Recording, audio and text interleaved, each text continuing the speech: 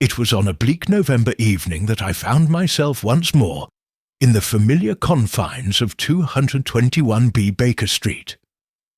The gas lamps flickered outside, their dim glow barely penetrating the thick London fog that pressed against the window panes like a spectral force. Holmes sat in his usual chair, long limbs draped over the armrests, his sharp eyes lost in the curling tendrils of pipe smoke that swirled about his head. I had scarcely settled when our quiet was interrupted by an urgent rapping at the door. Mrs. Hudson's voice carried through the hallway as she announced, "A gentleman to see you, Mr. Holmes. He claims it is a matter of life and death." The door swung open, revealing a man of frail build, his face pale and drawn with anxiety. He was clad in an overcoat far too thin for the biting chill outside, and his gloved hands trembled as he removed his hat.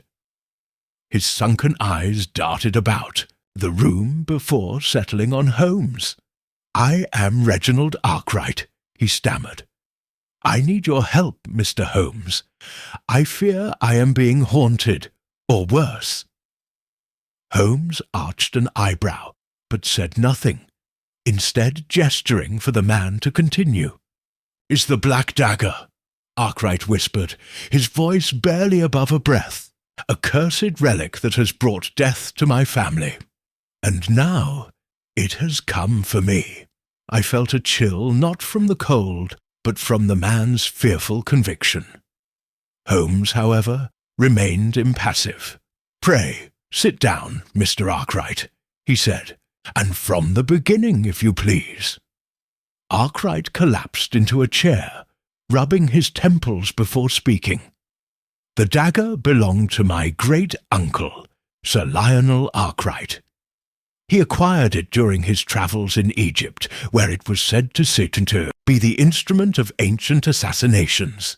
He scoffed at the superstition, but within a month of bringing it home, he was found dead in his study, stabbed through the heart with the very dagger." Holmes steepled his fingers.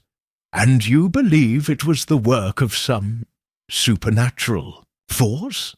Arkwright hesitated. "I do not know what to believe, Mr. Holmes. What I do know is that my father inherited the dagger after Sir Lionel's passing. Within a year, he too was found dead in the same manner." I could not help but shift in my chair. "Surely Scotland Yard investigated." "They did, Dr. Watson. Both deaths were deemed burglaries gone wrong, but nothing was ever stolen. The only constant was the dagger." He swallowed hard.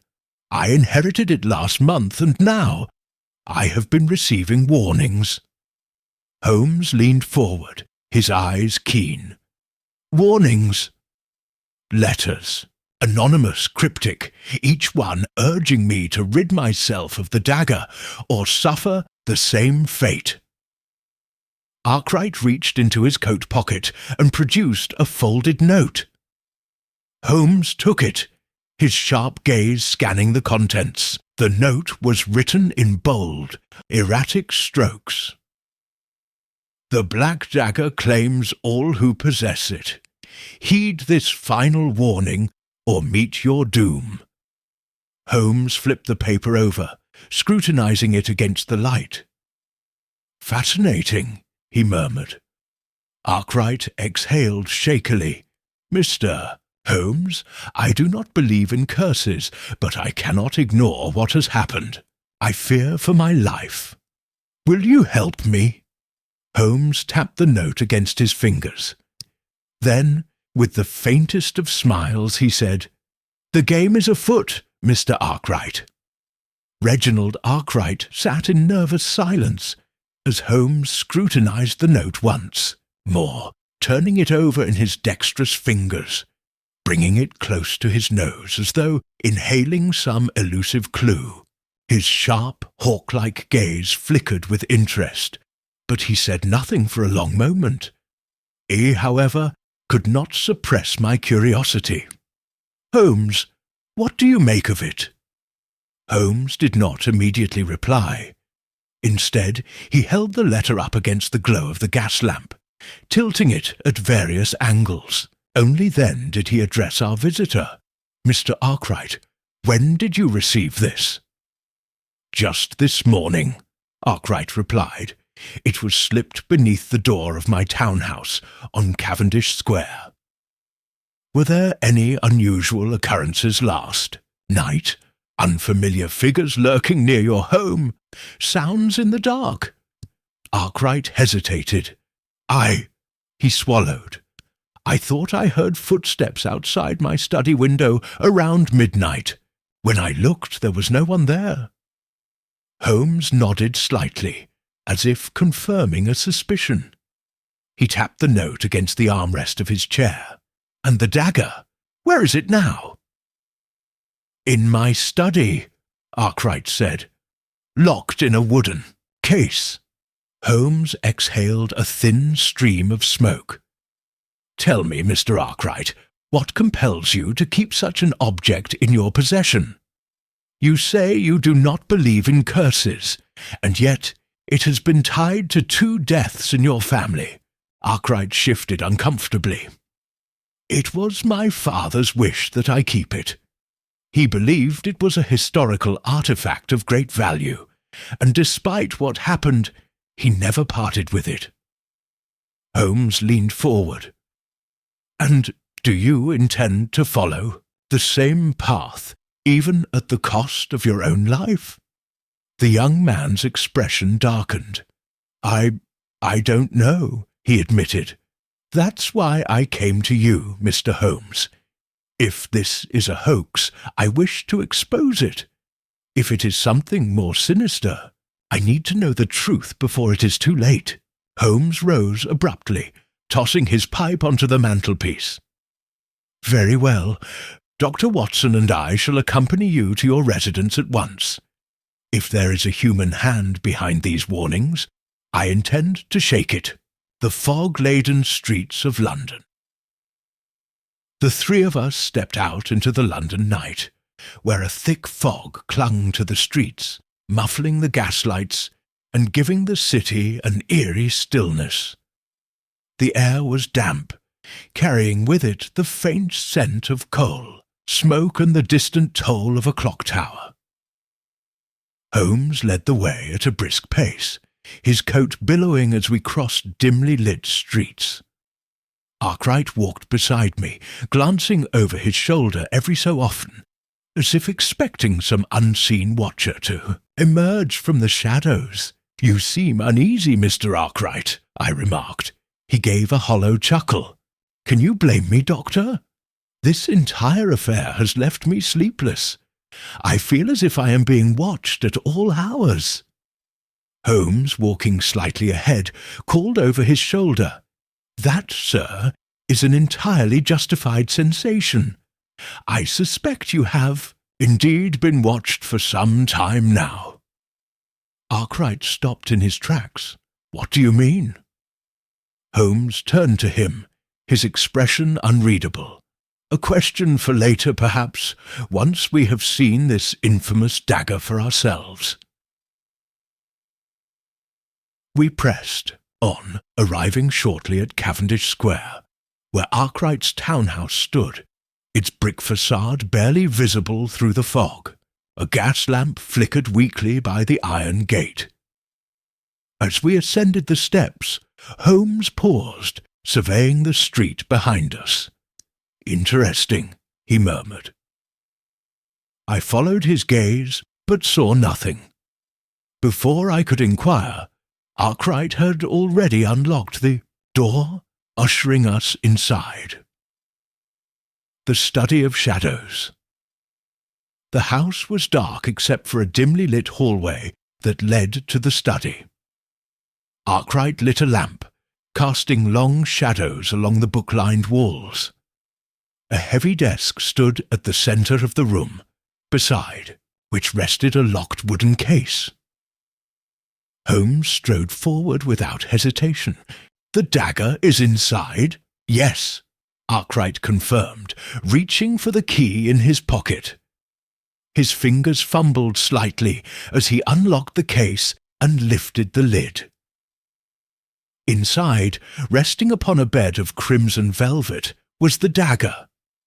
It was a cruel-looking weapon, its blackened blade etched with unfamiliar markings that shimmered in the lamplight. The hilt was adorned with an obsidian inlay, its shape almost serpentine.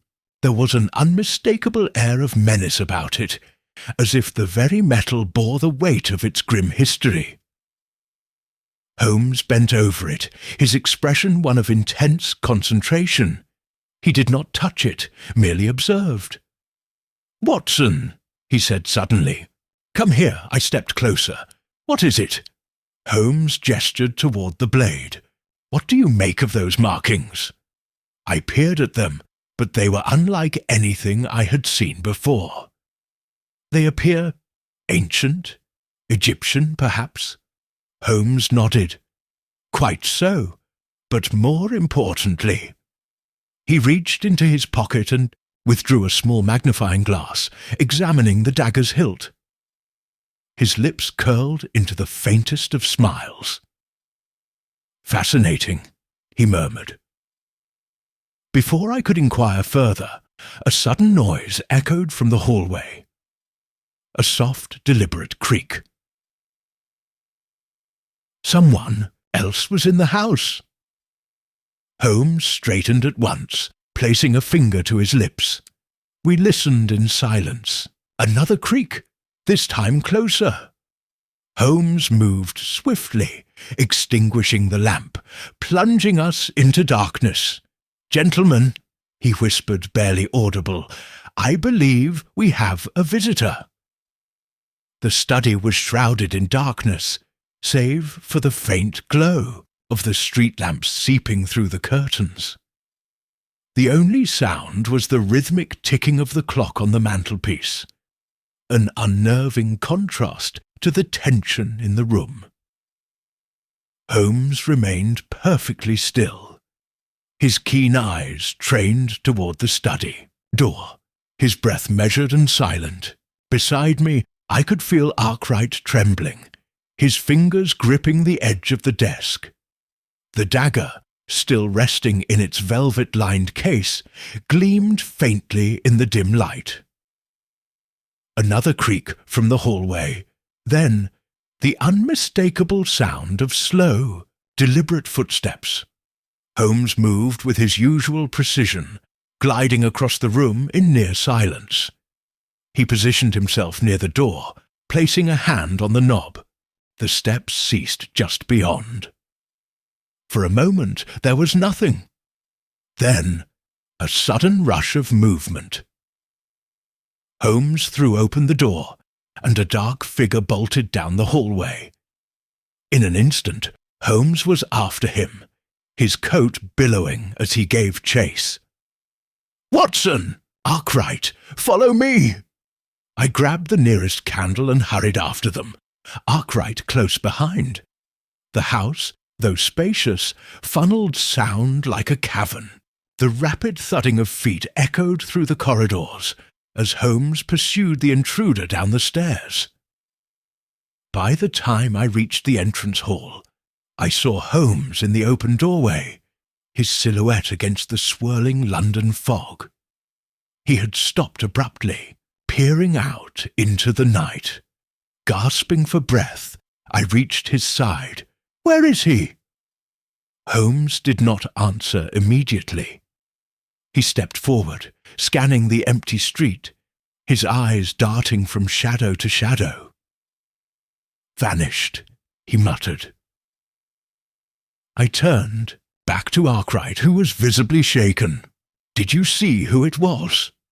He shook his head. "No, but I felt as though someone had been watching me for days. Now I know it was not my imagination."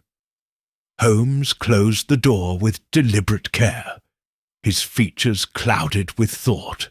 "Question is not whether you were being watched, Mr. Arkwright, but why?" Holmes's observation. Back in the study, Holmes relit the lamp and examined the scene with his usual precision. He moved about the room, checking the window latches, the bookshelf, even the floorboards, as though reading a script that only he could decipher. Whoever it was, they were inside the house before we arrived, he mused. They had time to conceal themselves, waiting for the right moment to act. Arkwright's voice was unsteady. But what were they after? Holmes gave him a knowing look. What, indeed? He turned his gaze to the dagger. A moment later, he reached for his magnifying glass and bent over the case. Carefully, he examined the velvet lining, the hilt, and the blade itself. Then he straightened. His fingers brushed lightly against the inside of the wooden case. "Interesting," he murmured. "What is it?" I asked. Holmes did not answer immediately. Instead, he tapped his fingers against the case, as if considering his words. "Finally," he said, "there are traces of dust along the edges of the velvet lining, but none where the dagger rests." Arkwright blinked. "I don't understand." Holmes looked up. "The dagger has been moved recently." A cold dread settled over me. "Moved?" Holmes nodded. "Yes, and more than once. The question is, by whom and for what purpose?" A revelation in the darker heavy silence filled the room. Arkwright swallowed. "You mean to say someone has tampered with it?" "Precisely," Holmes replied. "And given that your visitor fled rather than attack, it suggests they were here for something more than mere violence. They were searching for something." He glanced at the dagger once more, his gaze unreadable. "Watson," he said suddenly, "I believe it is time we paid a visit to Scotland Yard." "Scotland Yard?" I repeated. "Do you mean to involve Lestrade so soon?" Holmes gave a rare smile. "For now, let us say I have a suspicion, and I would like to confirm it before making any premature conclusions." He turned to Arkwright. "Mr. Arkwright, I suggest you remain here for the night, but do not be alone. Lock your doors, keep your lights burning. Someone went to great lengths to scare you tonight, but I fear they will try again, and next time they may not leave so quietly." Arkwright paled but nodded. "And the dagger?" Holmes's gaze lingered on the weapon. "Do not touch it, not yet!" With that, he turned on his heel, his sharp mind already moving 2 steps ahead. I followed him out the door, knowing that the night's mystery had only just begun. The hansom cab rattled through the dimly lit streets of London, as Holmes and I made our way to Scotland Yard.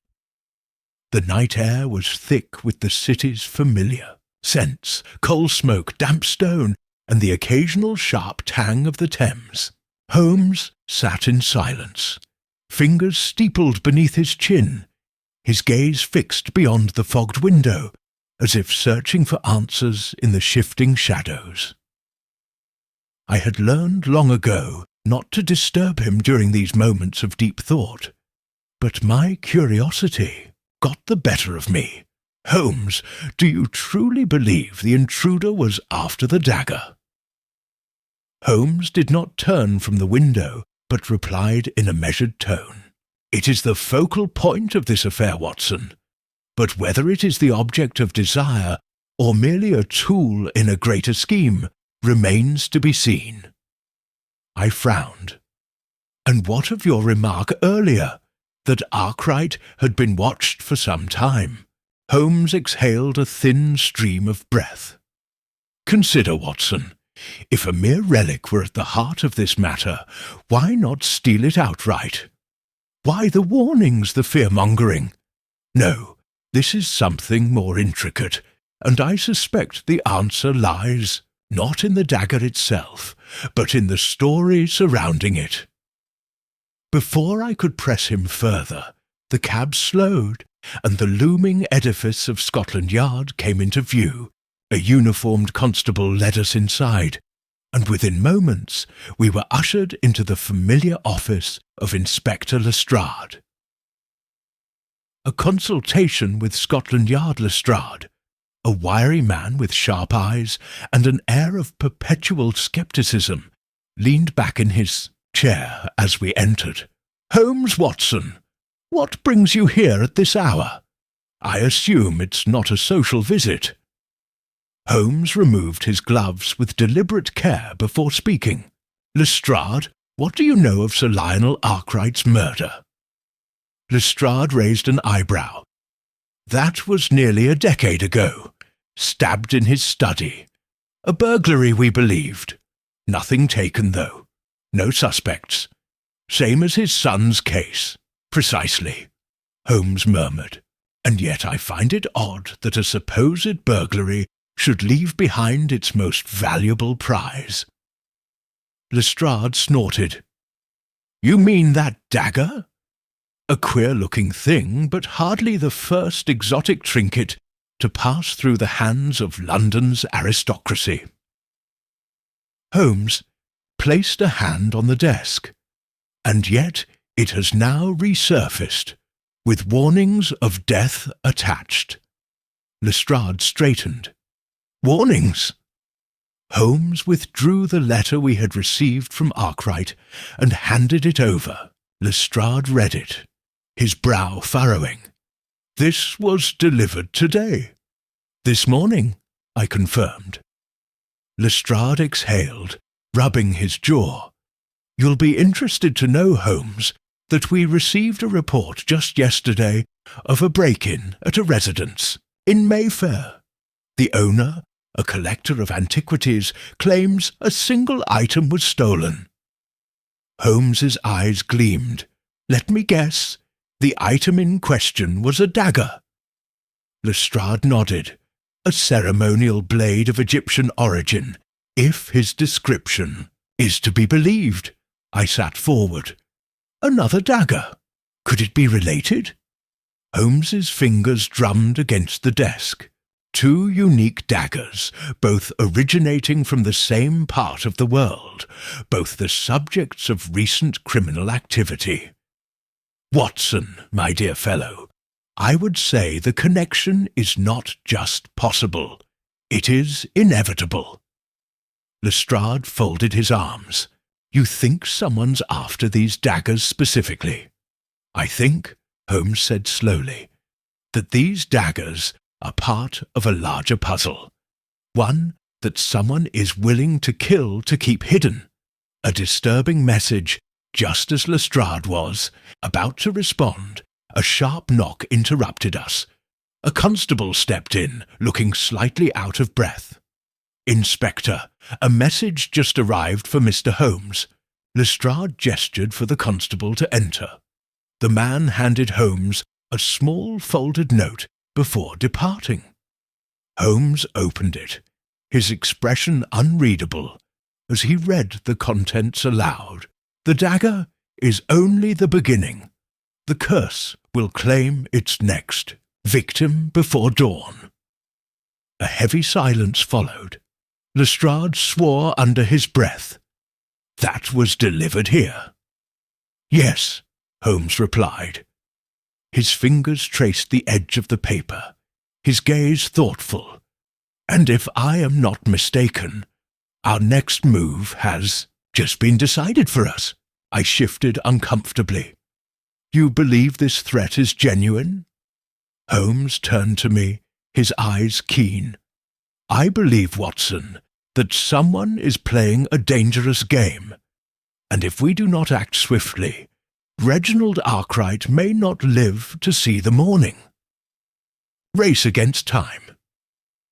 Within minutes we were in another hansom cab, this time speeding back toward Cavendish Square. Holmes was uncharacteristically tense. his fingers tapping against the seat as he stared into the foggy night. Lestrade, now accompanying us, sat across from Holmes. "You believe Arkwright is in immediate danger?" Holmes's reply was swift. Undoubtedly, the thought chilled me. Had we erred in leaving Arkwright alone? We had believed the intruder fled empty-handed, but what if their true intent had not been to steal, but to warn, or worse, to lull us into a false sense of security? We reached Arkwright's townhouse in record time, leaping from the cab before it had fully stopped. Holmes led the charge up the steps, rapping sharply on the door. No answer. He knocked again, louder this time. Still nothing.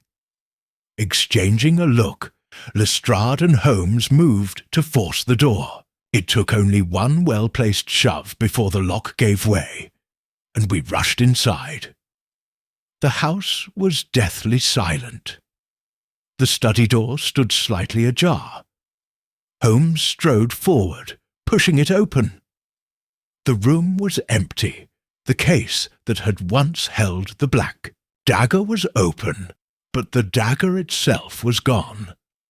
And on the desk, scrawled in dark ink, was a single word. Too late. For a moment, none of us spoke. The study, so recently occupied, now felt eerie in its emptiness. The open dagger case sat like a gaping wound upon the desk, and the inked message, "Too late," stared back at us with chilling finality. Lestrade was the first to break the silence. "Damnation!" he muttered, stepping forward. "Holmes, are we to believe Arkwright was taken?"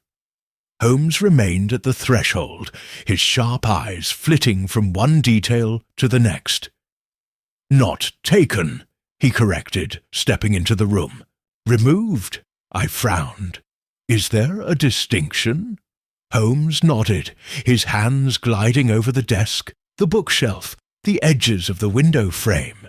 If he had been forcefully abducted, we would see signs of struggle. Overturned furniture, shattered glass, perhaps even blood. Instead, we find a room meticulously undisturbed, save for one element. The dagger is missing. He gestured to the empty case. I glanced around, noting the pristine order of the study. Even Arkwright's chair was still tucked in, as if he had left of his own volition. "Then you believe he went willingly?"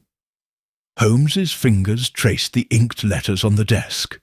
"Willingly, or under duress." Lestrade folded his arms. "And what do you make of this message? A taunt, perhaps?" Holmes tilted his head. "It is not only a taunt, it is a declaration. Someone wants us to know we were mere steps behind. The wording, 'too late,' suggests intent. It implies that whatever has happened to Arkwright was planned well in advance." I swallowed. "Then his fate may already be sealed?"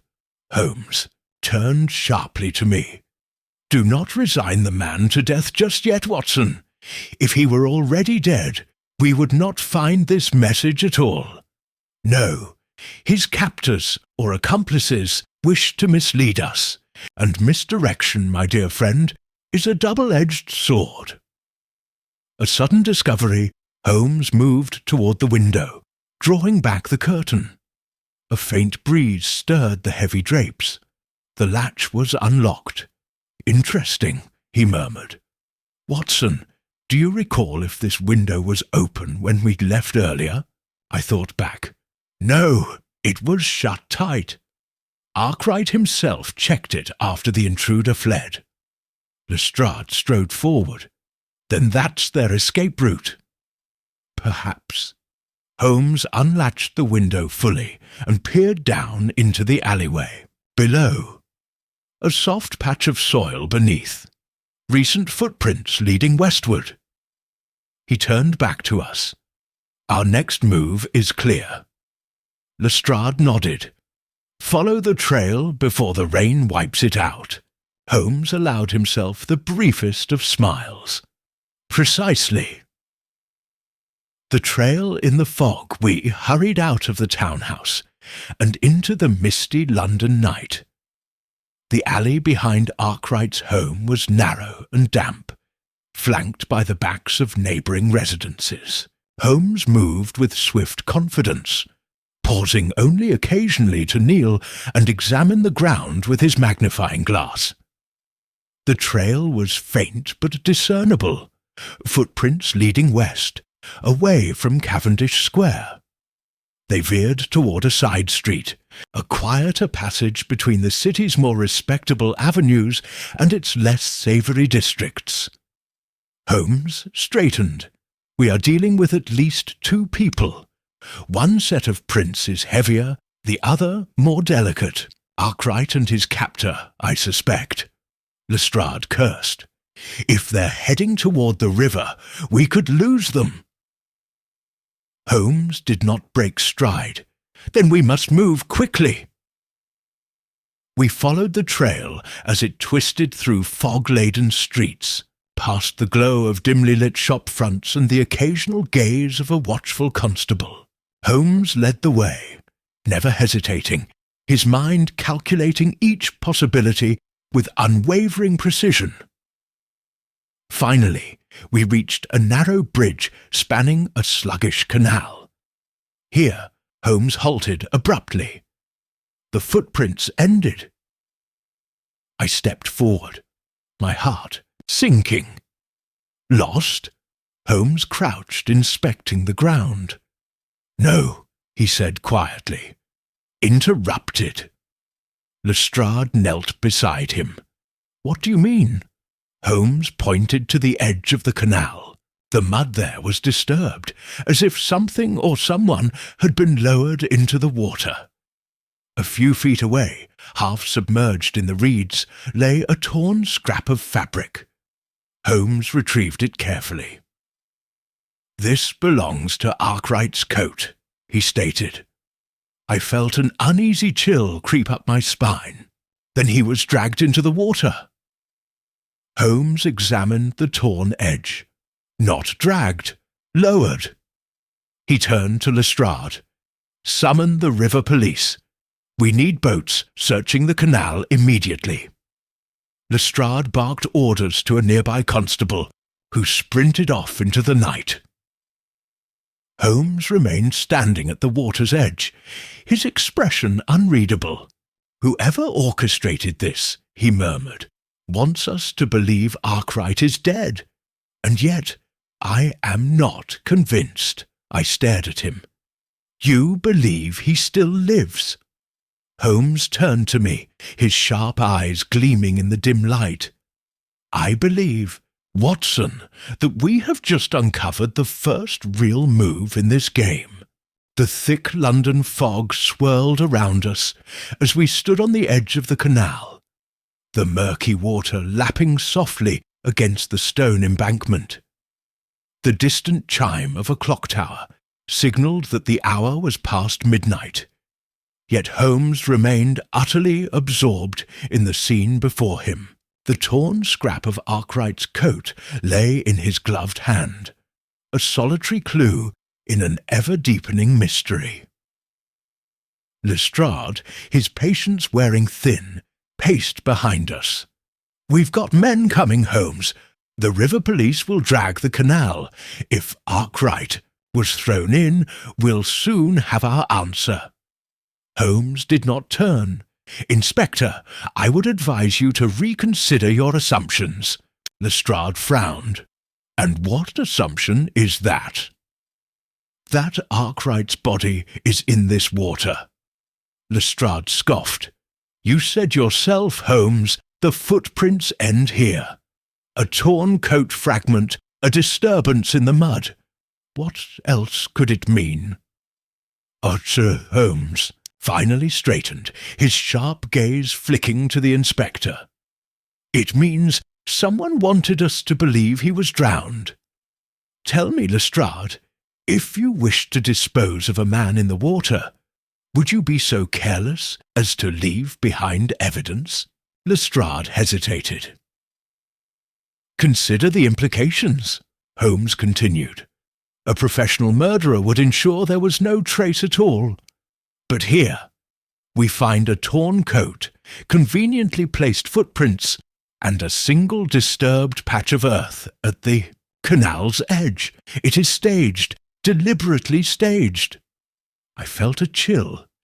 Then you believe Arkwright is still alive? Holmes nodded. Yes, Watson, and I intend to prove it. An unlikely witness. A faint splash echoed from beneath the bridge, and Holmes's head snapped toward the sound. He moved quickly, stepping onto the narrow walkway that led beneath the structure. Lestrade and I followed, our boots scraping against, the damp stone.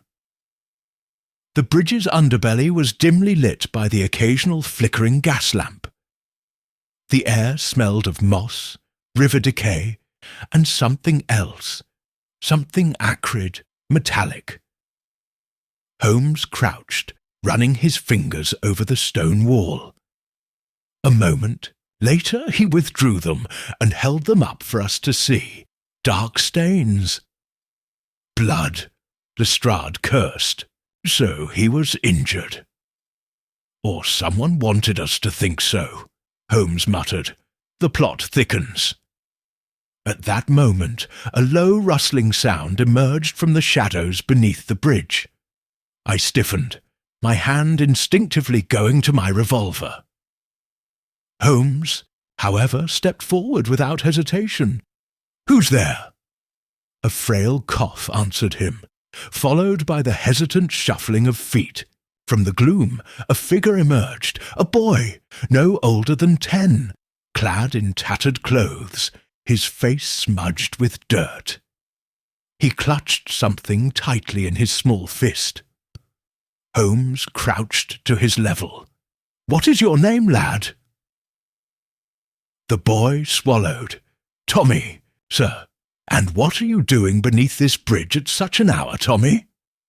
Tommy hesitated, casting nervous glances at Lestrade and me before speaking. I seen something, sir. Holmes's eyes gleamed. Did you, indeed? And what, pray, did you see? Tommy licked his lips. A man. 2 men, actually. They came running from the alley yonder. He jerked his head toward the direction we had followed the footprints from. One was stumbling like he'd been hurt, and the other was pulling him along real fast. I exchanged a look with Holmes. Arkwright, I murmured. Holmes gestured for Tommy to continue. And what happened next? Tommy looked down at the object he had been clutching, now visible in the dim light. A silver button, torn from a coat. They stopped here, said, pointing to the spot where we had found the bloodstains. The hurt one. He tried to fight, but the other fella, he had a knife. They was whispering real fierce-like, and then... Holmes leaned in. Then what, Tommy? The boy's eyes widened. Then I seen it, sir. A carriage, a black one, with a driver in a long coat. They dragged the man inside, and the carriage took off fast. Lestrade stiffened. A carriage? Holmes smiled faintly. Now, that is much more like it. The chase begins. The sound of approaching boots signalled the arrival of the river police. But Holmes paid them no heed. He turned sharply to Lestrade. We have no time to waste. Arkwright was never thrown into the canal. He was taken, and he is still alive. Lestrade scowled. And where do you propose we look for him? London is a large city, Holmes. Holmes turned back to Tommy. This carriage, did you see anything else? A crest? A lantern marking? The boy hesitated. It had a gold crest on the side, sir, like a bird. Holmes's expression sharpened. A falcon? Tommy nodded quickly. Aye, that's it. Holmes straightened, a glint of triumph in his eyes. Excellent, my boy. You have been most helpful. He withdrew a coin from his pocket and pressed it into Tommy's palm. Find yourself something warm to eat. Tommy grinned, then disappeared into the night. Lestrade looked expectantly at Holmes. A black carriage with a golden falcon. Does that mean something to you? Holmes smiled thinly. Indeed, Lestrade. There are not many carriages in London that bear the crest of the Falcon Club. I frowned. The Falcon Club. A private establishment for London's elite, Holmes explained. A rather exclusive society known for its discreet dealings. Lestrade's jaw tightened. And you believe Arkwright was taken there? Holmes turned on his heel. I believe, Lestrade, that we have just found our next destination. Without another word, he strode into the night, Lestrade and I following closely behind. The game was well and truly afoot. The streets of London stretched before us, bathed in the eerie glow of gas lamps and the swirling embrace of the ever-present fog. Holmes set a relentless pace, his mind clearly racing ahead as we made our way toward the Falcon Club. Lestrade, struggling to keep up, finally spoke. Holmes, this Falcon Club, what exactly is it? A gentleman's establishment? Holmes gave a curt nod. In a manner of speaking, it is an exclusive club, reserved for men of considerable wealth and influence, nobility, financiers, and the occasional unscrupulous businessman.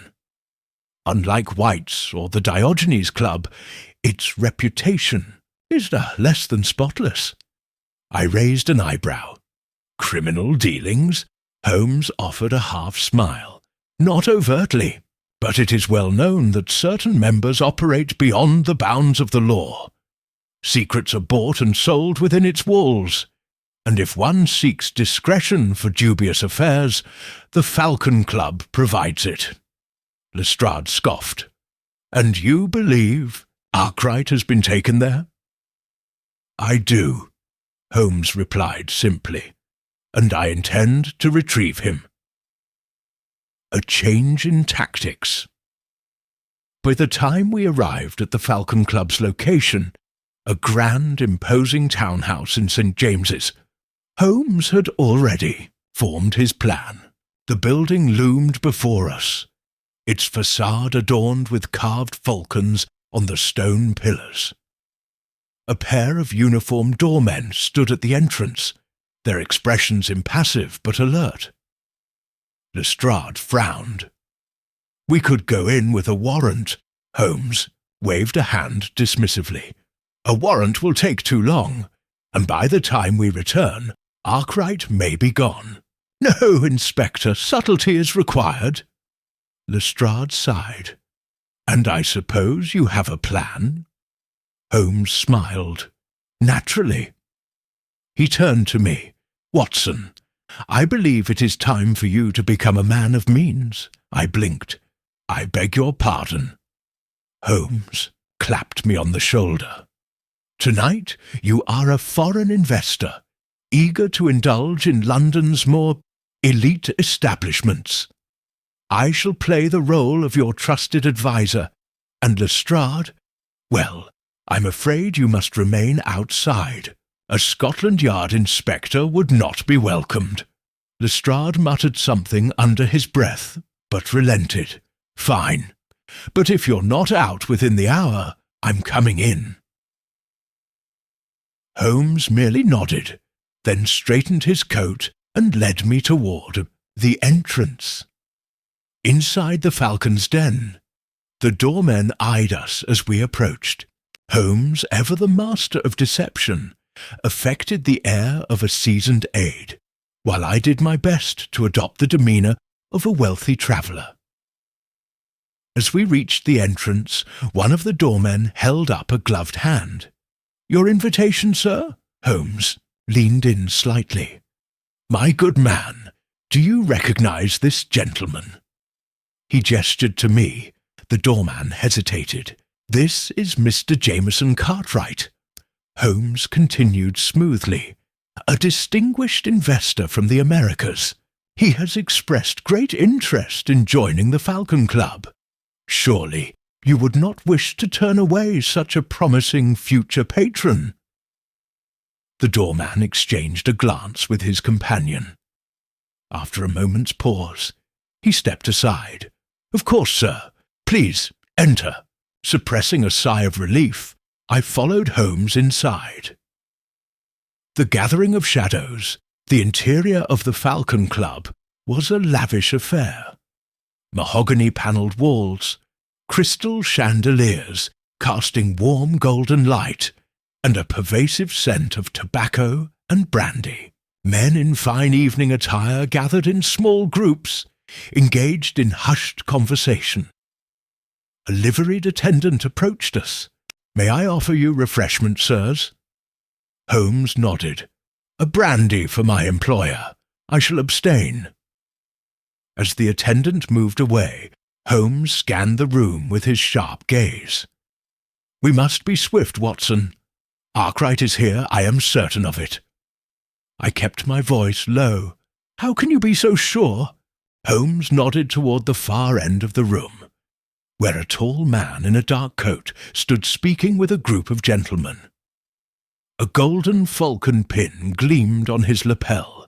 "That," Holmes murmured, "is Lord Reginald Havisham, a known facilitator of discreet dealings within the club. If Arkwright was brought here, Havisham will know." I exhaled.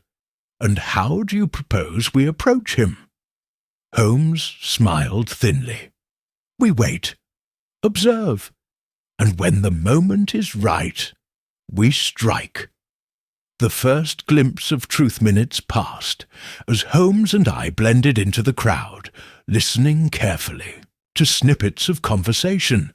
The room hummed with speculation over business ventures, political manoeuvrings, and, curiously, whispers of an artifact recently acquired by an unnamed patron.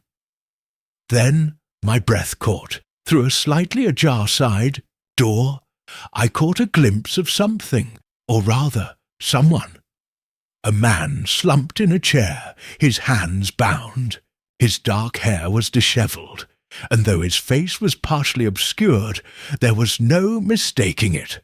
Arkwright. I turned to Holmes, but he was already moving. His sharp eyes had seen the same thing, Holmes murmured under his breath. "We must act.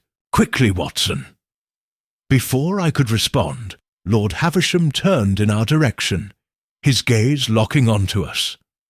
A slow, knowing smile spread across his face.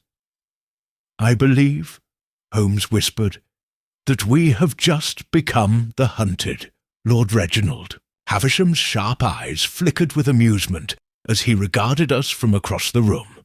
Though his lips curled into an easy smile, there was a cold calculation behind them. He knew we did not belong. Holmes, ever unfazed, inclined his head in a polite but measured manner. "Lord Havisham, I presume." The nobleman's smile widened. "You presume correctly, but I confess, sir, that I do not recall making your acquaintance." Holmes gestured to me with an air of nonchalance. "Mr. Cartwright, an American investor of considerable means, wished to explore London's finer establishments. Given your club's reputation for exclusivity, I thought it a fitting introduction." Havisham's gaze lingered on me, assessing.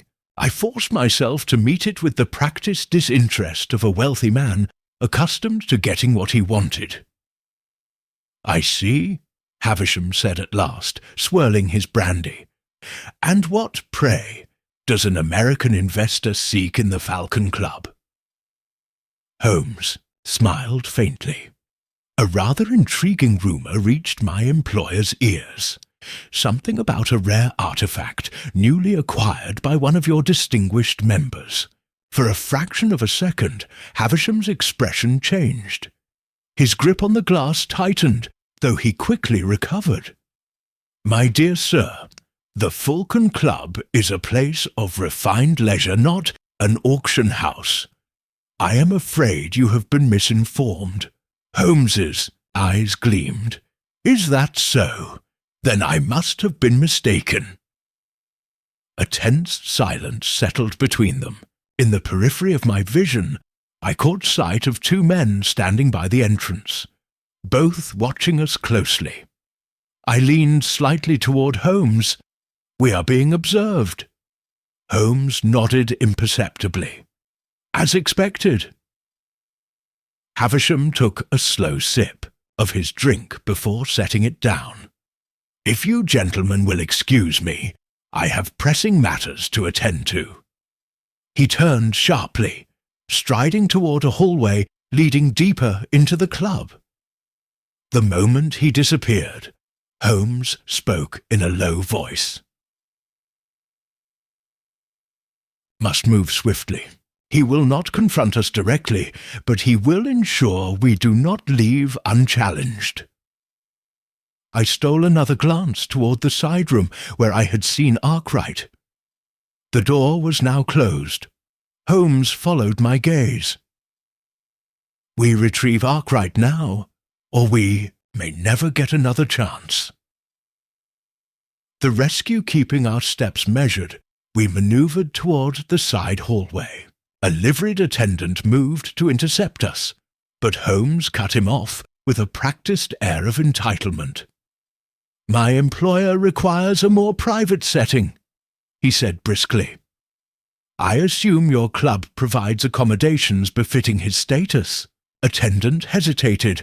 "Of course, sir. However—" "Excellent. We shall find our own way." Before the man could protest, Holmes pressed onward, and I followed close behind. We slipped into the corridor unchallenged, but I knew it would not remain that way for long. Holmes reached the closed door and tested the handle. Locked. Without hesitation, he withdrew a slim instrument from his coat pocket and set to work. Within seconds the lock clicked open, and we stepped inside. The room was dimly lit by a single gas lamp. Arkwright sat slumped in a high-backed chair, his hands bound, his face pale and bruised. His breath was shallow, but he was alive. I hurried to his side, checking his pulse. "He's weak, but conscious." Holmes's expression darkened. "We must move. They will realize we are missing soon." I cut the bindings from Arkwright's wrists, and he stirred weakly, eyes fluttering open. "Doctor!" he rasped. "Save your strength," I urged. "We are getting you out of here." Holmes moved to the door, listening intently. Then, without turning, he said, "Watson, prepare yourself. We are no longer merely guests. We are trespassers." Footsteps echoed in the corridor outside. The hunt had begun. Holmes pressed himself against the door, his ear attuned to the muffled sounds. Beyond, the heavy footfalls had ceased, replaced by hushed voices. Our pursuers were conferring. It would not be long before they acted. Arkwright stirred, his breath shallow but growing steadier. I supported his weight, but he was far too weak to flee unaided. Holmes turned to me, his expression sharp with calculation. "We have two choices, Watson," he murmured. "We can attempt a direct escape, braving whatever resistance awaits us in the main hall, or we can find another route, one likely guarded but less conspicuous." A rapid knock came at the door, followed by a composed but firm voice. "Mr. Cartwright," Lord Havisham called smoothly. "Surely you do not wish for an unfortunate misunderstanding to stain your first visit to the Falcon Club. If you return to the lounge now, I am willing to overlook this indiscretion." Holmes met my gaze. His eyes gleamed with decision. Time to improvise. The hidden passage Holmes moved quickly, scanning the room. His keen eyes landed on a heavy tapestry hanging near the far wall, depicting a hunting scene. He stepped forward, running his fingers along its edges. Then, with the slightest pressure against the wooden panel behind it, a faint click sounded. "Of course," he muttered, "this establishment prides itself on discretion. Such clubs often have private passages." He pulled the panel open just as the handle of the main door rattled. Someone was testing the lock. "We must go, now." I lifted Arkwright, supporting him as best as I could. Holmes held the panel wide, and we slipped through into a narrow passage. It smelled of old wood and candle wax, the air thick with decades of secrecy. Holmes shut the panel behind us just as the main door burst open. Havisham's voice was sharper now. "Find them!" We moved swiftly through the passage, our footsteps muffled by the aged carpeting. Holmes led the way, his fingers trailing lightly along the wall, searching for the next exit. "There must be another way out," I whispered. "This passage cannot merely lead deeper into the club." Holmes nodded. "Indeed, I suspect. Ahead of us, a faint glimmer of light filtered through the seams of a second panel. Holmes pressed against it, and it gave way into a dimly lit side corridor. We stepped through cautiously, only to be met with the unmistakable sound of a revolver cocking. The confrontation Lord Havisham stood waiting, his usual air of amusement, replaced with cold precision. Two men flanked him, both well-dressed but with the unmistakable bearing of enforcers. One of them held a cane, but I did not doubt that a blade rested within. "I must admit, Mr. Holmes," Havisham said, "you are as resourceful as your reputation suggests." His eyes flicked to Arkwright. "Though I wonder if this rescue was truly worth the risk." Holmes was unshaken. "I find that worth is often measured in more than coin, Lord Havisham, though I suspect you would disagree." Havisham's lips curled. "You are trespassing in a private establishment, interfering in matters beyond your concern." He gestured to his men. "I should have you dealt with accordingly." I tightened my grip on Arkwright, bracing for the worst. Holmes, however, merely smiled. "I rather think, Lord Havisham, that you would prefer not to draw further attention to yourself." The nobleman's expression hardened. "Oh?" Holmes gestured subtly toward the main entrance of the club, now visible beyond the corridor. Though it remained closed, the faintest flicker of movement could be seen through the frosted glass. A dark figure stood just beyond it, Lestrade. "You see," Holmes continued, "I took the liberty of ensuring that Scotland Yard would be most interested in our activities this evening. I imagine that if my associate does not see us leave shortly, he will make quite the scene." Havisham's jaw tightened. He glanced toward his men, then toward the front entrance. For all his power within the Falcon Club, he was not above the law, not if the matter became too public. Finally, with a slow exhale, he stepped aside. "You have made an enemy tonight, Mr. Holmes." Holmes inclined his head. "I have made many." Without another word, we moved past him, stepping briskly toward the entrance. The doorman hesitated, but did not bar our passage. As soon as we stepped outside, Lestrade exhaled in relief. About time. Holmes allowed himself a small smile. "I trust you had things well in hand." Lestrade smirked. "Let's just say Havisham wasn't the only one ensuring this evening had an audience." He gestured down the street, where a pair of uniformed officers lingered in the shadows. Holmes chuckled. "Well played, Inspector."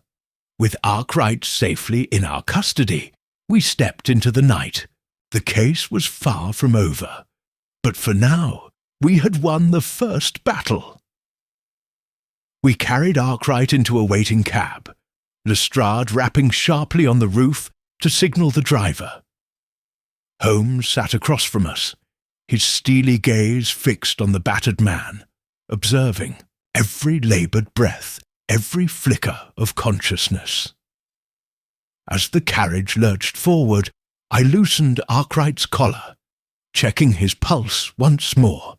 "He's weak but stable. We must get him somewhere safe." Holmes nodded. 221B, no hospitals. We cannot risk further interference. Lestrade, seated beside Holmes, folded his arms.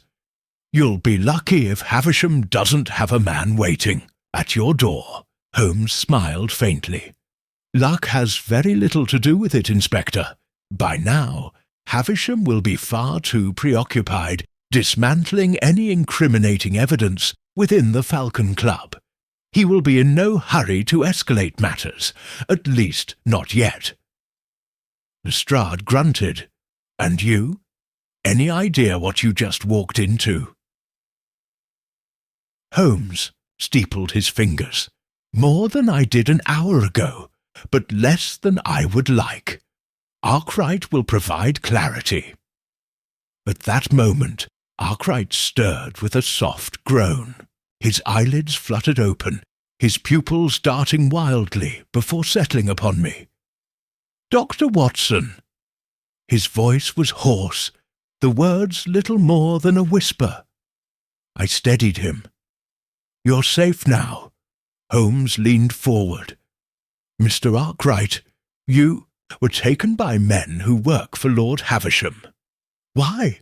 Arkwright swallowed, his throat parched. I produced a flask from my coat, offering him a sip, which he accepted gratefully. He coughed, then rasped, "The dagger! It was never meant to be found." Lestrade frowned. "The Black Dagger." Arkwright nodded weakly.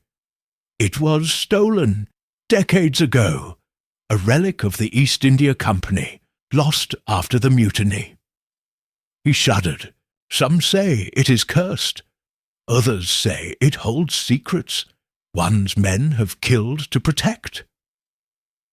Holmes's expression did not change, but I saw the faintest flicker of intrigue behind his sharp eyes. "And Havisham?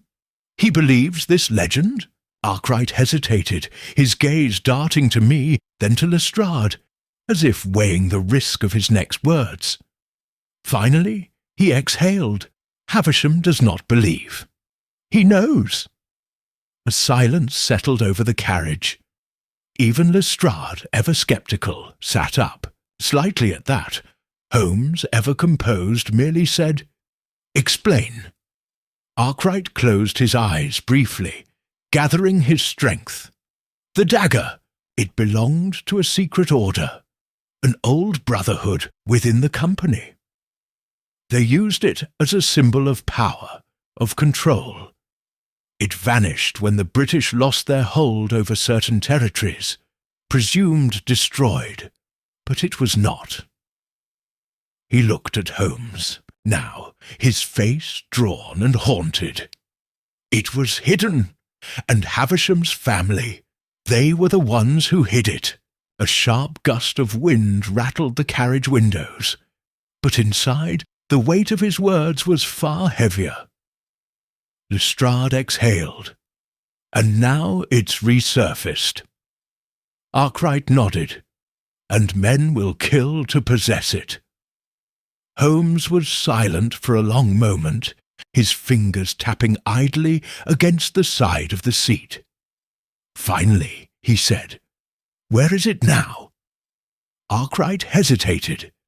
Then, with the certainty of a man who had long prepared for this moment, he rasped, "The dagger is in London, Mr. Holmes, and, if Lord Havisham does not already have it, he soon will."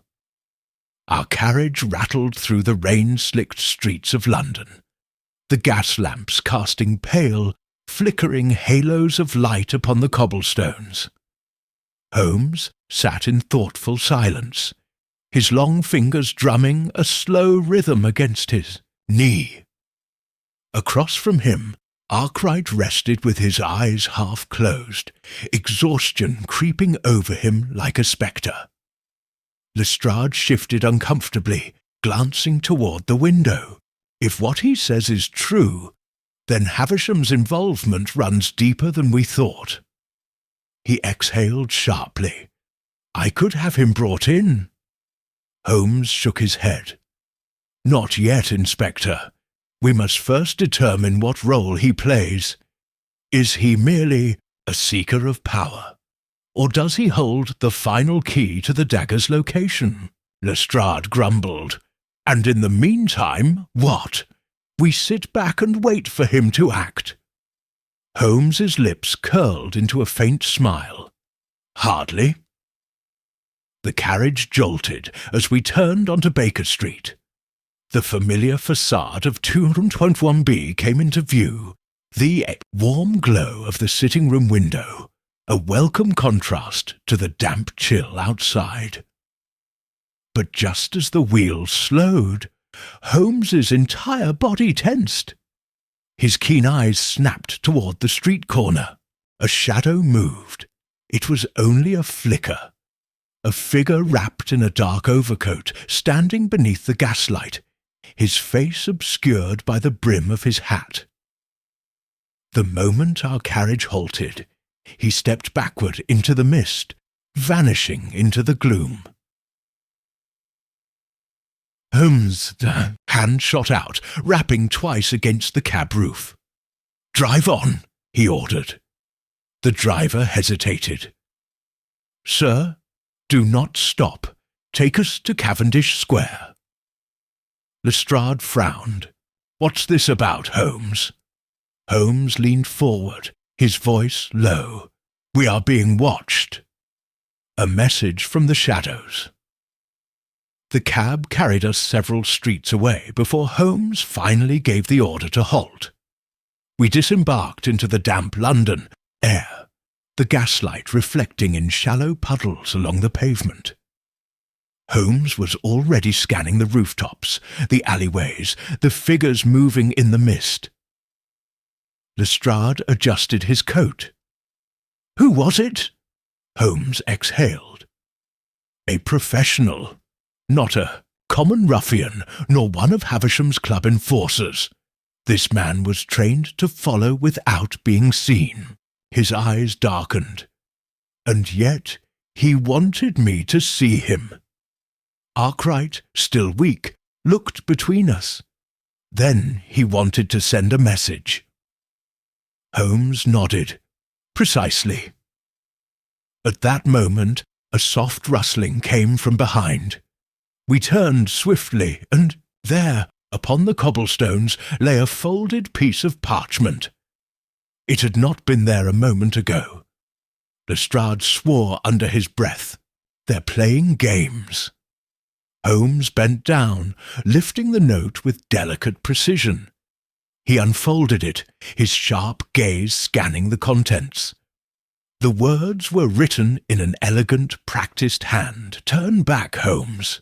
The dagger is not for you, Holmes."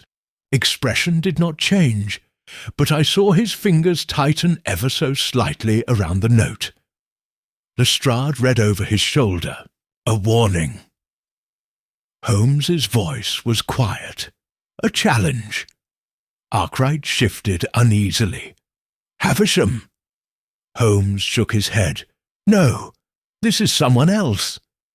He folded the note, slipping it into his coat. "And whoever they are, they do not fear Lord Havisham, only that I might uncover the truth." A chill settled over us, colder than the London night. For the first time, I wondered if we had stepped into something even Holmes might not yet understand.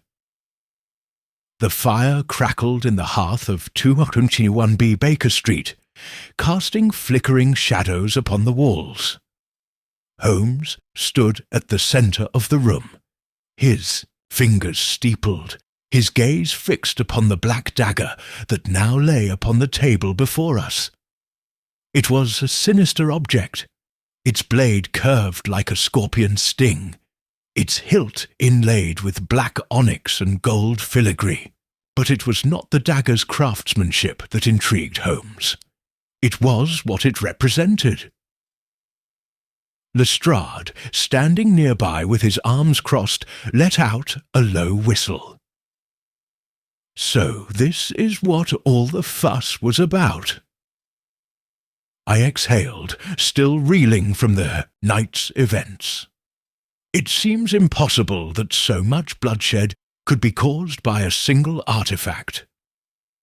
Holmes turned his piercing gaze upon me. Not the dagger itself, Watson, but the power it symbolizes. The culprit unmasked Arkwright, now bandaged and sitting stiffly in an armchair, shifted uncomfortably. Then Havisham. He never had it. Holmes shook his head. No, that was the great deception. He picked up the dagger with careful precision. The Falcon Club was a diversion, meant to draw my attention while the true culprit worked in the shadows. Lestrade frowned. But then who? The answer came before he could finish his question. The door burst open, and Lord Havisham himself strode into the room, his face a mask of fury. 2 of his men flanked him, but Holmes did not flinch. "You have meddled in affairs beyond your understanding, Holmes," Havisham growled. His eyes flickered toward the dagger. "That belongs to me." Holmes smiled coldly. "On the contrary, Lord Havisham, I believe it belongs to history." Havisham took a step forward, but Holmes raised a hand. "I must commend you on your elaborate ruse. You played the part of the villain admirably, allowing me to believe you were at the heart of this conspiracy, but you and I both know the truth." Havisham's expression flickered, just for an instant, but it was enough. Holmes turned toward Arkwright. "You were not taken by Havisham's men, were you, Mr. Arkwright?" The room fell silent. Arkwright's hands clenched in his lap. Lestrade's eyes widened. "You can't mean—" Holmes continued, his voice calm, methodical. "It was you all along, Arkwright. You orchestrated everything, the theft, the deception, even your own kidnapping. You needed me to believe Havisham was behind it, so that I would lead you straight to the dagger's true resting place." I turned to Arkwright in shock. "But he was nearly killed." Holmes nodded. "An elaborate performance? A few bruises, a bit of blood. It was all necessary to sell the illusion." He narrowed his gaze at Arkwright. "But you made one mistake." Arkwright's breathing grew shallow. "And what was that, Holmes?" Holmes smiled faintly. "You told me the dagger had been hidden for decades, that it was lost. And yet, when you saw it just now, you showed no surprise, no hesitation, because you knew exactly what it looked like." Arkwright's jaw tightened. The room tensed. Then, with a sudden movement, he lunged forward, reaching for the dagger. A gunshot rang out. Lestrade lowered his revolver. "Not today, mate. Arkwright staggered back, clutching his shoulder, his face twisted in pain. Holmes, unbothered, simply retrieved the dagger from the table, and thus the game is concluded. The aftermath Arkwright was taken into custody, his plan unravelled. He had been a member of the same secret order that once guarded the dagger, but greed had led him to betray it. He had sought the artifact not for power, but for profit, willing to frame Havisham, deceive Holmes, and kill, if necessary, to obtain it. As for Lord Havisham, though guilty of many things, he was not the mastermind Holmes had first suspected. He left Baker Street with a warning, knowing full well that Holmes would be watching his every move. As dawn broke over London, Holmes sat in his chair, staring into the fire. I watched him for a long moment before speaking. "You solved it brilliantly, Holmes." He exhaled softly.